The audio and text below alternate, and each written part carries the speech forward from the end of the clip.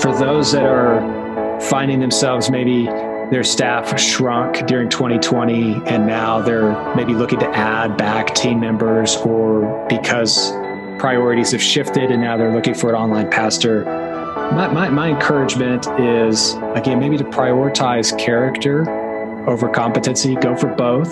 But again, you can train a little bit of the soft skills. Come into the light. Congratulations! World's best cup of coffee. What is it? Gaff tape. Well, hey there, and welcome to episode number 3 of Coffee and Gaff Tape. I'm Nate Anderson here with my buddy Daniel Larson. Daniel, how are you doing today? You know what, Nate? Thank you so much for asking. I'm doing super well, and I'm super excited because today's episode is going to be awesome. We are chatting with the one and only Warren Davis from Life.Church. Yeah. It's a huge honor. We're really excited. And I think this episode, one little special thing about this is it's happening. We're going to be airing this right after Easter. Is that right? That is true. So we are going to take a quick pause and we're just going to say, way to go. You guys crushed it over the Easter production kind of madness. I come from a church background. Nate comes from a church background. So we understand what goes in to producing, whether it's one Easter service or, dozens across, multiple days. It is no small feat for the production community. And this is what this podcast is for. It's for those of us burning the midnight oil on Good Friday, trying to make sure that all the pieces are in place for maximum reach on Easter Sunday. Fall down. That is, that would be, I'm sure that has to be on worship leader props somewhere. But yeah, way to go. We see you. And awesome job. It's a huge honor to be able to sit on this side of it and watch excellence and watch churches carry excellence and reach others in their community during this time. So huge honor for us. And with that, I think we're going to go right into the interview. Let's do it. Okay, we are here with the one and only Warren Davis. Hey, Warren. Warren, thank you so much. Hey guys, how is it going? It's amazing to have you here. So we are going to jump right into the questions as we always do. So first one right out of the gate, who is Warren Davis? Wow. Okay. Well, I can definitely say first off that I'm not as cool as the guest on your first pod, Chad Vegas. So killer episode to kick off the pod. He is pretty cool. Thanks so much. And I know the question is going to come up, so let me go ahead and answer it, that Davis is my real last name. Yes, that was the next question. So thank you. Is there a thing about Davis? Well, no, because we asked Chad if his real last name is Vegas. That's it. There we go. Got it. Yeah. Did you also live in a town called Davis at any point? There is a Davis, Oklahoma that I visited. There you go. It's loosely connected to me. Yeah. Right. Not at all. That's a lie. Dang it. At any rate, so I'm married to my wonderful wife, Jessica. We've been married for 16 years. Actually grew up together in the youth group with her. So we were high school sweethearts. So we're those people. We like to say I have 2 amazing kids and another one as well. So one of them is that'll get there. Yeah, I picked up on that. Yeah. I got 3 kids as well. Yeah, 3 kids. So, but yeah, no, we love them all. And, I'm here reflecting back on almost 2 decades now in ministry, which it's hard to believe, but for basically my entire adult life, I've been able to overlap my career and my calling, and kind of started off in the music portion, as most of the production people kind of do. And at some point transitioned into audio, and then went into church technical directing. And then that's led me to Life.Church, which I now lead what we call our broadcast support team. Warren, I'd love to dive into that a little bit more. One of the questions that we always ask is, how did you end up in the shadows of production? And I know, like you're saying, music led you there. Can you tell us a little bit about that? Sure.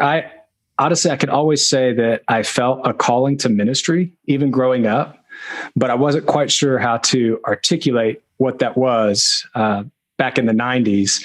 There wasn't like a career track for church TD, And so it's like I did my senior project in high school on youth ministry, but that was mainly because I liked playing ping pong with my youth pastor. So, at some point, as my wife and I transitioned into our college years, we were still dating. We started a worship band and traveled around Texas. That's where home base is for us. Do you sing? I do not. So she's got the pipes, and then I'm kind of the guitar player, budget music director. Got it. But at any rate, we traveled around Texas and a few of the states doing camps and youth conferences, just playing anywhere where we could. And, we sold dozens of CDs. So those are the little silver Frisbee looking things. If you could go back in time, we used to have. But as my career carried on, I had the opportunity to start stepping into live production. And it was in the corporate AV world, actually. And so that was a great gig because it was always freelance. So I could take a gig as it came, load trucks, set up shows. And then when we had an opportunity to lead worship somewhere, there was a lot of flexibility there. But that's kind of where I discovered my love for production. And then again, as I mentioned, I started off as kind of an audio mixer. One day, the audio guy at one of the shows didn't show up, and they said, does anybody here know how to mix? And I had ran sound for our youth group a few times. So I was like, sure, I can mix. Well, this was like a 2,000 person conference with a large PA, and I didn't quite know what I was getting into, but that day I kind of transitioned into, okay, I'm an audio engineer now. Yeah. And again, at some point, opportunities opened up for me to be on church staffs in the technical realm. Most recently, before Life.Church, Jess and I, my wife, spent 8 years in Florida, where I was the church TD and she was the worship pastor.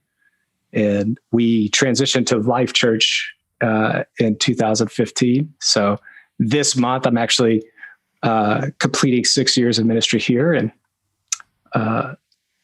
we love it here, and we love Oklahoma, and we'll be here unless God ever calls us elsewhere. Wow, that's awesome. So, you said that you were in Florida and you ended up at Life.Church. Can you speak into a little bit about like how that happened and, the story behind you ending up in Oklahoma? Yeah, absolutely.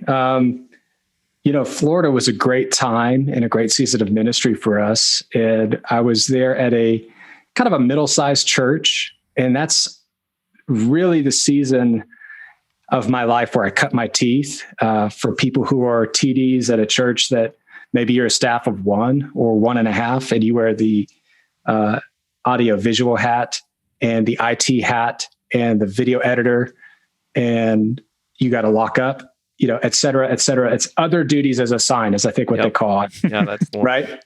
Right. It was an opportunity for me to really learn my craft and to learn how to lead teams, to add value to other people, to pastor our tech teams. But at the end of probably 2014, we were feeling like God had something else for us, like a new season. And I actually had several friends here at Life.Church that were already on staff, and a role came up on the tech team. And it was kind of like, hey, you should think about applying. And if you can imagine, at the time living in Florida, I'm thinking, okay, I'm not going to Oklahoma. There's like red dirt and tornadoes. We've got the beach and all these other amenities, Disney World. But did follow Pastor Craig for quite some time before coming to Life.Church, and was always inspired by his leadership style and his teaching. And we flew out here, put my name in the hat, did the campus tour and weekend interview, and I just immediately felt like, okay, we're home. And just connected with the community here and the church staff. And God made it very evident to us that it was time for us to step into a new season. And so that's how it happened. One of the things I love about Life.Church is just the inventiveness of every type of outreach and every type of ministry activity that they grow into. What was that part of the excitement for you, or what do you really love about being involved at Life.Church, and what caught you originally? Sure. One of our sayings here is that to reach people that nobody's reaching, we have to do things that nobody's doing. And I remember when I did our campus tour, I wasn't quite sure how many campuses Life.Church had. And just to see the size and breadth and reach of the organization across state lines, I was like, wow, I don't know of another church that is this largely impactful and then scaling at the rate it was. And so the opportunity to join the tech team and help with like the campus launch side of it. Once I went to my first campus launch and saw the energy and impact in that community that would occur almost from day one, which ultimately translates to life change, I was like, I get to play a small role by using the gifts and talents that God has given me in leading to that life change. And it's just energizing. You feel like you're investing yourself into good soil here at Life.Church. And that just really connected me to the ministry from day one. Even though that soil's red. Even though the dirt is red, but that's only dirt. I mean, we do have a campus in Florida. So, there you go. Yeah. There you go. Shout out Wellington. Just real quick, before we dive much deeper into like your experience at Life.Church, what does your like kind of day-to-day role look like? Sure. Well, as I said, I lead our broadcast support team. And so anything that has to do with content creation and then getting that message type of content sent out, whether it's through a stream or campus multi-site or to the web, the team that I get to lead is responsible for that. And then kind of managing our broadcast facilities. So for 20 years, we broadcast out of the OKC campus here in North Edmond. And about a year and a half ago, we transitioned our primary broadcast location to the Edmond campus on the other side of town. It's about 6 miles away. And so just managing that venue and making sure that all the technical systems are at the ready, serviced, up to date, and maintained well. And so just kind of leading the team that makes those things happen, whether it's a Zoom call for the Global Leadership Network for Pastor Craig, or whether it's a weekend message, or whether it's an external event with one of our ministry partners, just anything that flows through that facility, our team has a hand in it. That's awesome. One of the coolest stories that I think maybe some of our listeners, people that are watching, maybe have heard, but for those that haven't, I would love to kind of visit that story about how Life.Church ended up in this video-centric sort of ministry model.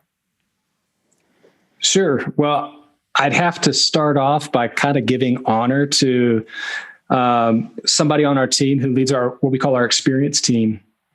And that would be Mark Dawson. And so Mark was a 20-year vet of TV news and was an attender of Life.Church in the early days.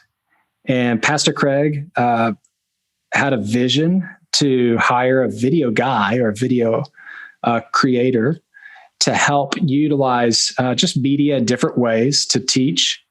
And Mark was actually hired number 8 here at Life.Church. And so when you think about the scale and size of the organization as it is now, I mean, he was absolutely on the ground floor. And you think of my 8th hire is going to be a videographer over 20 years ago. And so he came on staff to help obviously produce videos for Craig's teaching content, but then also live direct on the weekends. And after 20 years, I could say that he's actually kind of an extension of Pastor Craig's communication, because, Craig will walk from one side of the stage to another, and he'll know, like, I need to go to the wide shot here. And then when Pastor Craig turns to the left, we're going to go to camera 3. And the synergy that the two of them have is something that's pretty awesome to see. But to your question, so Mark is in that role, video directing, and Pastor Craig's wife, Amy, was pregnant with their 4th child, Sam. And he had taught a message at the church on a Saturday night. And that night, Amy went into labor and gave birth to Sam. And so the next morning it was, well, do we have another directional leadership team member preach on Sunday morning? Obviously, Pastor Craig wouldn't be coming back, and the decision was made to go ahead and just play back the message from the night before. And just the way Pastor Craig's communication style is, he didn't lose any effectiveness, through the lens. And so he's just very, very good at translating on video. And what our leadership team saw at the end of the service was that Pastor Craig would still lead through the call to hands, and people would respond. And so there was just kind of a light bulb moment of, okay, if we're thinking about scaling, traditionally to that time, you would build bigger and bigger and bigger venues. And maybe instead of building a bigger venue, we had campuses, multi-sites with smaller footprints, where we distributed the teaching content over video. And that would allow people to be connecting relationally and find ways that they could be needed and known on a different level than kind of at that time would have been the traditional path, which was just build as large a facility as could hold everybody. And so we kind of stumbled into the video-centric communication model through circumstance, but it's now a staple of what we do and how we expand. Yeah, it's really cool. We talk about scale and just the fact that Life.Church has scaled and grown at such an incredible rate, leading from those early decisions that were made. What's it like now, and what are some of the keys for you guys? And frankly, pretty uncharted waters. So I'm sure a lot of it has been a learning experience for y'all as you've gone through it. But what are some of the keys for you guys in order to do tech at that scale and broadcast to 30 plus campuses?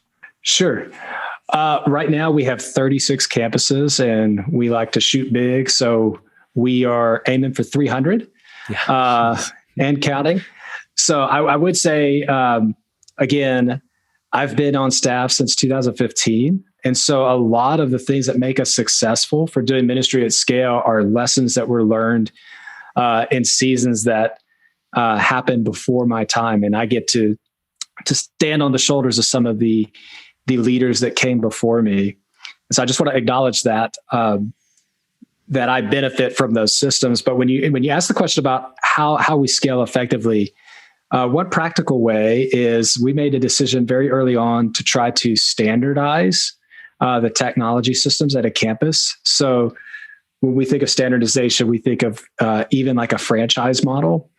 When you walk into a Starbucks, whether it's in North Dakota or New York, you see a lot of similarities and common themes with how it's designed and where things might be placed, like the bathroom is generally going to be to the right. And so we take that concept and try to make it applicable to the tech world. And so for our service and support team, they're not trying to support the tech systems at 36 campuses. They're really trying to support the tech system at one campus 36 times. Mm-hmm.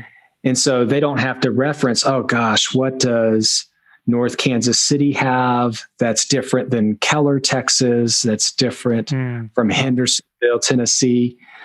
As much as is practical, we try to say consistent. And again, that's not because, or I would say there are times where new technologies even come out that we kind of pass on just because we are playing that game of scale and we want that consistency between locations to be evident in our approach to support. And then with overseeing the broadcast, for us, the weekend is the driver of all ministries at Life.Church. And so we're all production people here, and I love lights, smoke, subs, and all that stuff, but it exists ultimately to facilitate the message and what God has put on Pastor Craig's heart. Mm-hmm. So many more people consume the message through video than, quote unquote, seeing Pastor Craig live. So there's like a burden for us to make sure that experience is delivered in as high a quality a way as possible, and that delivery is as effective as it can be in supporting the message. And so I don't mean burden in a negative sense, but there is definitely, and every production person understands this, there's a heaviness to the role we play in ministry. And so for us, 36 campuses, in addition to thousands upon thousands of clicks online, we want it to be right because we steward life change at the other end of this, at the end of the lens. So we just take that approach and intentionality and that value of excellence into everything that we do. That's awesome. One other question I would have too is just even on the people side of it, from a leadership perspective, are there factors to be considered? I'm sure across those 30 campuses, like you said, from Oklahoma to Okinawa, I'm sure there's like a lot of differences in how the cultures and the context of these areas. What's it like managing a team of staff and also volunteers across all of those campuses?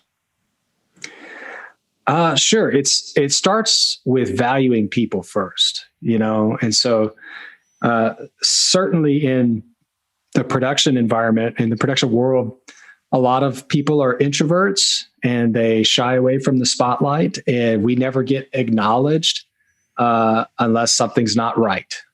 And so, again, I think just valuing people and letting people understand that they're seen, that their contributions matter, is where it begins for us. And so we just try to be very intentional in how we create culture among our teams, connect the people who are doing the tech at, say, our Wellington, Florida campus to our central organization. One of the practical ways we do that on the tech team is we send just like thank you cards or birthday cards to different volunteers that may never even tour our Oklahoma facility, but they know that somebody in our central organization recognizes them and sees them and values their contribution.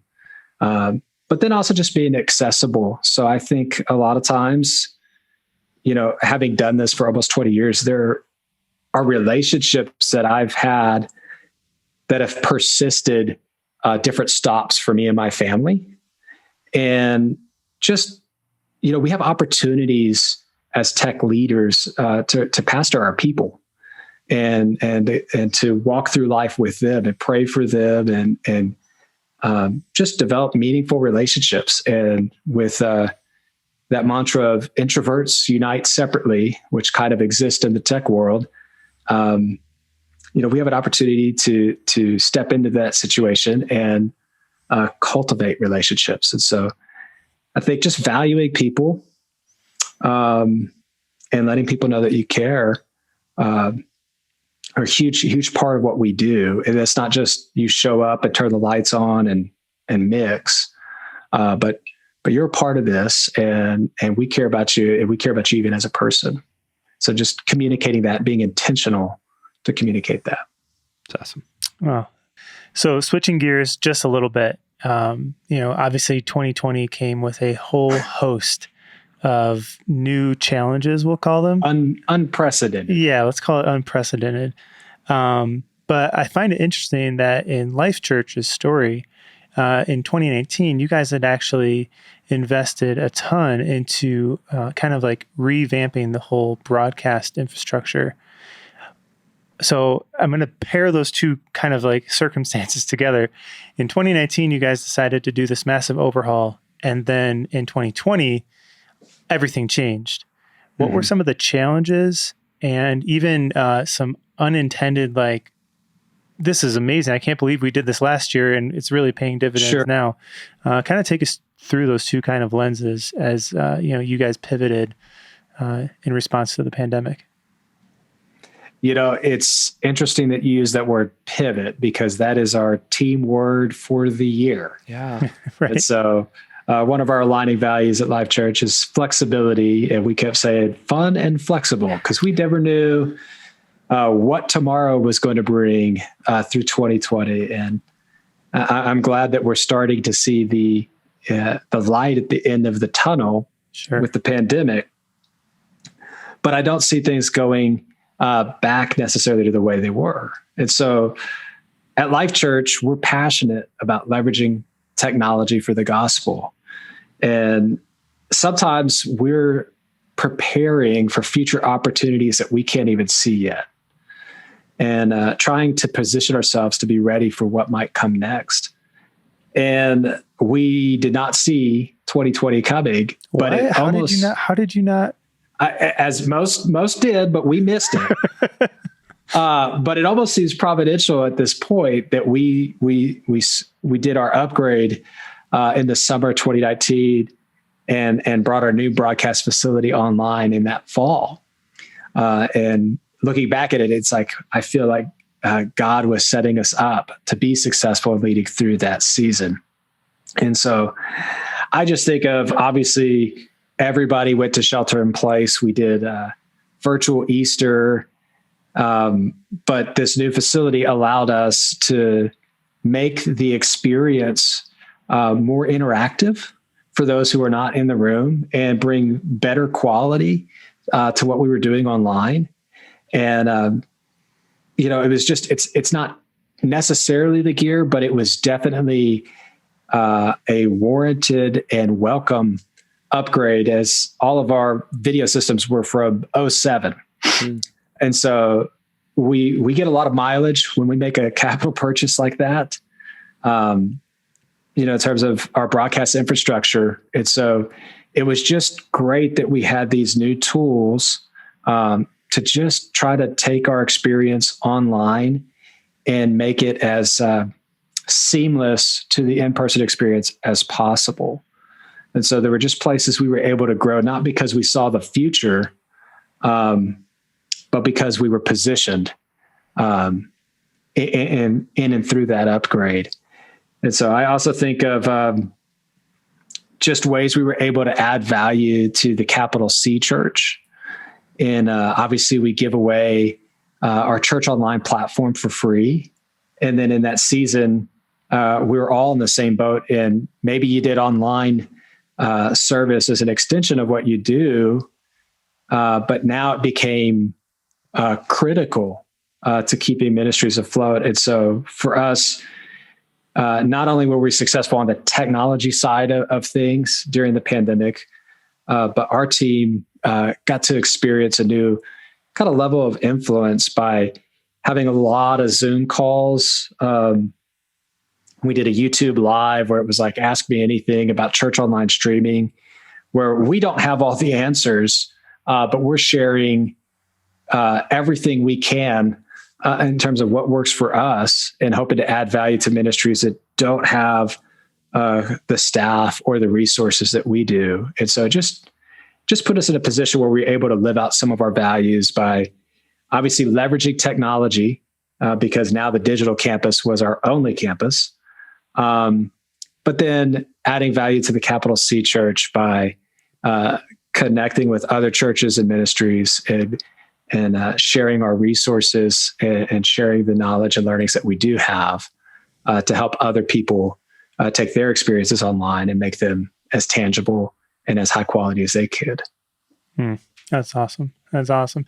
Something you said in that answer really stuck out to me. You were talking about the people and your team and how all of a sudden they, started to have this like increased influence.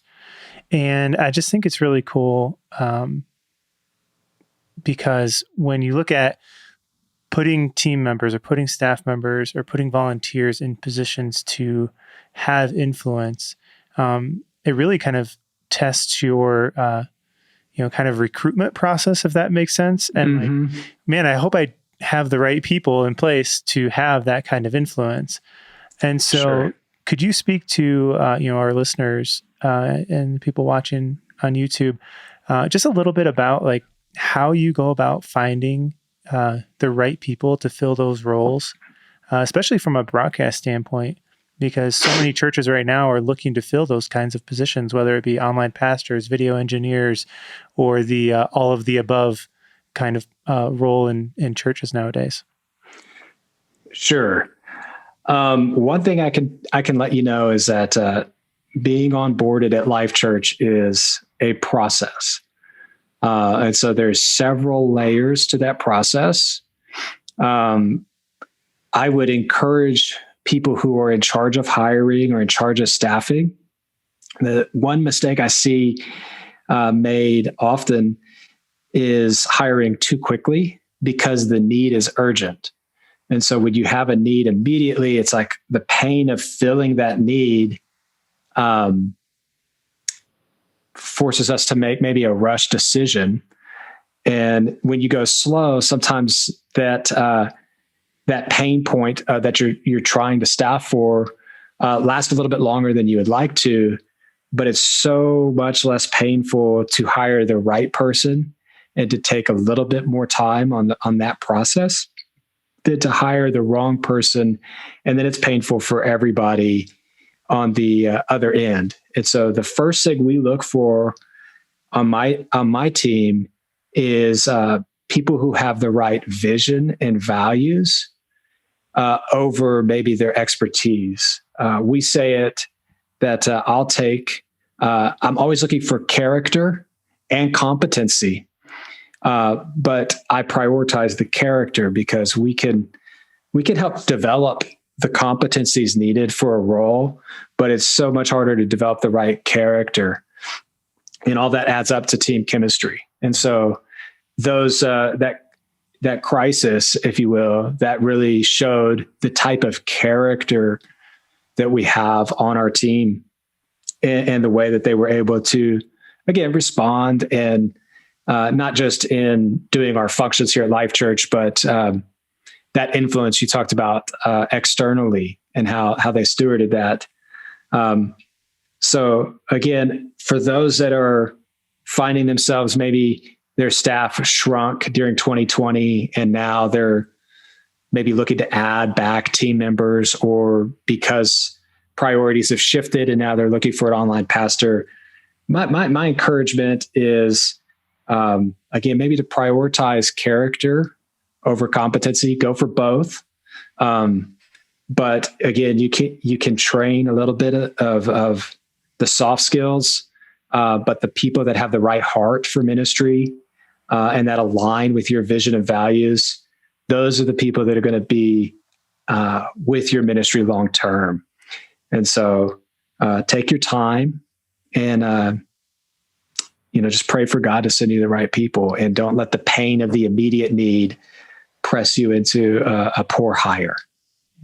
What do you do? I love the concept of like, hiring for the heart and the character over the technical skills that they have in the moment, because the technical skills can be trained. But once you do onboard somebody, what does that typical process look like for your team in order to get them to a level where they're capable of doing what they need to do? Sure. Well, I mean, it's honestly a lot of development and a lot of coaching. And the way we do that process is a lot like, you watch me and then I watch you, and then we release you to do. And so oftentimes somebody will enter our team either through the internship program, and that is a time-based commitment of 6 months where they'll get to interact and work with the team. And it's almost like we're it doesn't always, it's not intended to lead to a role on the team, but it is intended to be a value add to the individual and the organization. But it does give us an opportunity to for lack of a better word, date a candidate. And then as you see how they fit in with team chemistry and culture, maybe there is an opportunity for that person to step on the team. And we always are pairing you with somebody who can help guide you in your development. At Life.Church, we say you own your own development. And so, there are opportunities for you, but you have to step into those. But there's always somebody at every level of the organization that is encouraging and coaching you and challenging you along the way. And so if you take our services support team, maybe you've stepped onto the team and you have a heart for production, and maybe you've teched equipment at our front of house booth on a weekend, but you've never terminated a cable, or you don't even know what a soldering iron is. Well, that's not a disqualifying thing, because that's a soft skill we can teach. But we'll pair you up with somebody on the services support team who really understands the engineering and the technical components behind supporting those systems, and kind of train you and develop you up to where you learn those skills. And if you've got that right heart for service, then it's a match. But you're always walking alongside somebody who's helping lead you to the next level. And if you own your own development, like we say, and step into those situations, then there's a lot of personal growth and opportunity that comes out of it. That's awesome. All right. So I know that, mistakes never happen at Life.Church. Well, not here. Right. They're just, you guys are so polished. You guys have everything, kind of sorted out. But what if there was a story, sure, that, maybe you're like, oh man, I'm so glad that no one knows that. What would that be? Just hypothetical. Sure. Well, I guess they're going to know this now, huh? So let's see. How much time do we have? We're good. So I'll tell you, one of the things I encourage myself, but I also encourage our team, is that obviously I said earlier that nobody notices production until we mess up. But we have to give ourselves some grace, because nobody bats 1,000. And so definitely not Life.Church. We do not have it all together. We're not perfect. But I tell our team, excellence is not perfection, but excellence is the lack of negligence. And so when something happens, how we respond in that moment demonstrates how prepared we were. And so as a tech leader, you're always putting change in your pocket with how you perform, or you're spending change with a drop ball. And sometimes a drop ball, if again, you're not negligent, can actually put change in your pocket. And so I say that with some, that's overarching context, but you say, what's your most embarrassing production moment? And, I thought, well, I could share about trying to do multi-site streaming with, I'm not going to go there, but I'm going to give you kind of a table of contents, and then I'm going to let you all decide which of these stories most interests you. Ooh.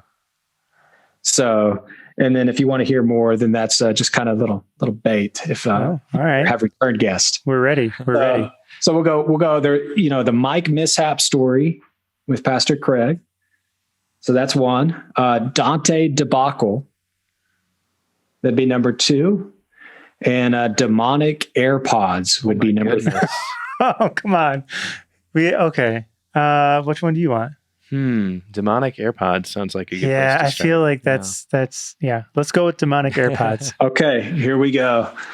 All right. So during the shutdown, Pastor Craig had the opportunity to participate in several leadership calls with the Global Leadership Network. And so these were events, if you're familiar with the Global Leadership Summit, hosted by their team and broadcast literally out to the world. And Pastor Craig had several pieces of content that he would teach on. And Tom DeVry, who is with the Global Leadership Network, would be more or less the host. And so as we're doing right now, there would be a Zoom call that we would then take as an input onto our switcher, two box them back and forth, and then take that actually to our Living as Resi 1 encoder, and then send that to the Global Leadership Summit. And so one of the funny things about Pastor Craig is he's a maximizer. And so if he has, say, 30 minutes of time before he goes on air, he's going to be looking to, what can I grab my iPad, go over here, work on next week's message, or is there some piece of content, or can I respond to some email? Can I sign some cards? He just doesn't want to be idle ever. And so we did all of our technical tests and run-throughs. He was doing this Zoom call out of his green room, and I was kind of the stand-in for Pastor Craig because he was maximizing his time. And so I'm having a conversation with Tom from the Global Leadership Network and making sure you can hear my audio, you see the video. Okay, great. So fast forward to there's like 45 seconds on the countdown, and Pastor Craig is still not in the seat, because he's wrapping up, signing some stuff. And finally he sits down, and we have no time for any sort of final check. So it's one of those like, in the name of the Father and Son, and, holy water on the microphone. So he puts in a set of AirPods, and I think they're a different set of AirPods that we had used for the test. But long story short, when his AirPods linked up, the sample rate for the computer changed from 44.1 to 8 kilohertz. And so, boom, the countdown hits 0. We go live, and the first cut is to Tom DeVry, and it literally is like, I'll do an impression if I can. It's like, the sample rate's lower, so everything's slowed down, like old tape being played back at half speed. It's like, welcome to the Global Leadership Network. And Pastor Craig, I'm on the other side, and he just kind of looks and is like, and so I kind of dropped that line on like, there's a happy ending to the story. You got Morgan Freeman to do your correct the voice. I'm internally panicked. Externally, I'm calm. When I said excellence is the lack of negligence, it doesn't have to be perfection. We had done a Y out of his computer. Part of that Y went to our broadcast audio console. The other side of that Y went to backup wired, old school iPhone AirPods, or I guess they're not AirPods, but you know what I'm saying. Earpods. Earpods. Yeah. That you listen to CDs on. Insert right. Apple generic. Right. The white ones. The white ones in the bottom of the bag. That's right. That you get for free. Right. And so we had those sitting next to him. And I was already screen sharing his computer. I'd already done that in case there were any issues. He's pretty savvy, but he's not technically savvy. And so just immediately before we were 2 sentences in, I was able to change his audio device to internal audio, disconnect the AirPods, boom, everything snaps into place. And the good thing is we did that session. We'd already planned to do that session twice. So the second time, we just cut Tom DeVry's intro and placed it over the first one.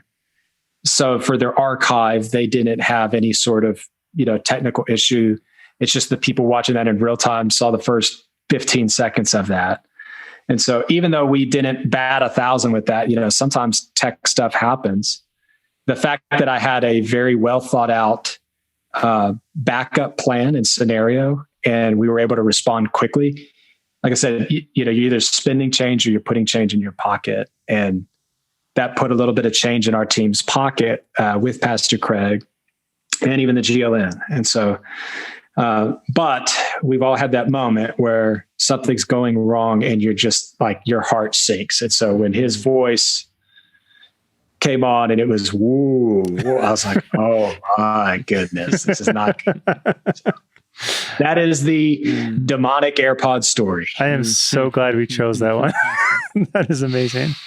And now I'm just going to say, Warren, you're on the hook to come back on the podcast at some point and share the other ones. Yep. No going back now. Right. Absolutely. That's awesome. I have a novel of them. Yeah. That's amazing. Yeah. That's amazing. I love it. Warren, we talked a little bit about the past and about the past few years for you at Life.Church and just the past year at Life.Church. What do you see on the horizon for you guys at Life.Church and just for the Big C Church as a whole? Sure. Pastor Bobby Grunwald, who co-founder of YouVersion, is on our directional leadership team. He often talks about the continued use of online church, not just as, oh yeah, we do that as well, but an extension, a real legitimate extension of our ministry, and incorporating more of the things that would exist in our physical environment into our digital environment. And so I think of the last year, and what we've learned is that people are more accepting of that as really a campus than ever before. And so how we press into that and make that experience more tangible are the opportunities for us as technical people. And so I think, there's a shift happening in how do we make that experience more immersive?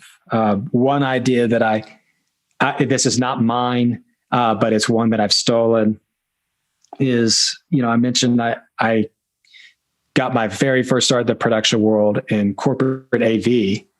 And so you can imagine companies that would maybe have their annual conference where they'd book a convention center, people from all over the country would fly in. And that type of production really floats our industry in a lot of ways. And for a year now, a lot of my friends in live production have been underemployed or unemployed because those conferences have gone away.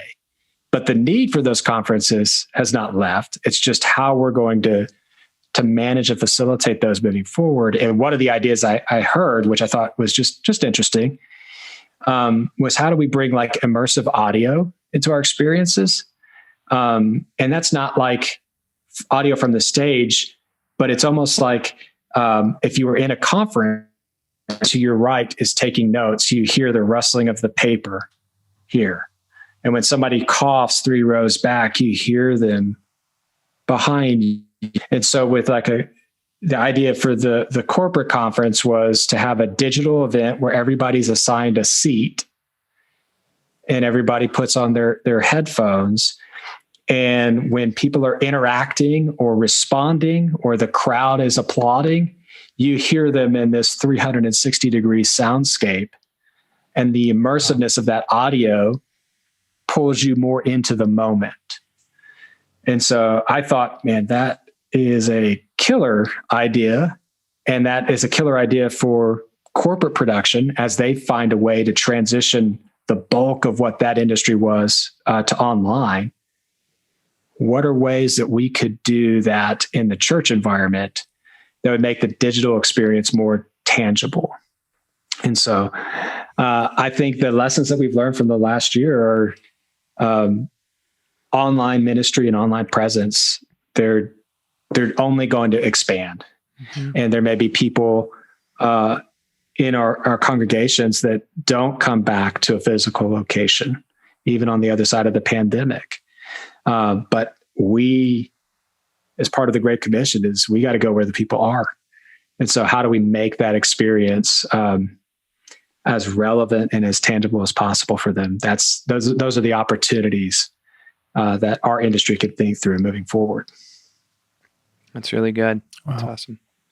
I think one of the last questions we have for you too, Warren, gear is great. I love talking about the overhaul that Life.Church did and some of the ideas that you guys have, going into the future. But at the heart of it, what is, for you, Warren Davis, what is your why?